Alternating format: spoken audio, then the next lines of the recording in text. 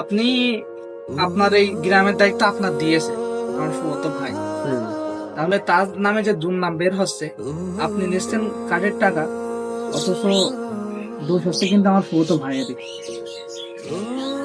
তো আমি চাই না যে আমার ফুফাতো ভাইয়ের মান সম্মানটা শেষ হোক।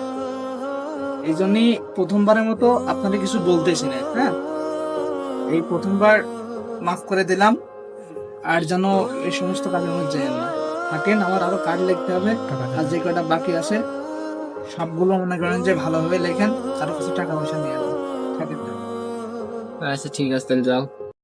ঠিক এমনভাবে অনেক গ্রামে এই বয়স্ক ভাতার কার্ড করতে টাকার প্রয়োজন হয়, যেই টাকা দেওয়া সাধ্য একটা বয়স্ক মানুষের না। এই জন্য আমি প্রতিটা ইউনিয়নের চেয়ারম্যানদের দৃষ্টি আকর্ষণ করতে চাই এই জিনিসগুলো খেয়াল রাখতে।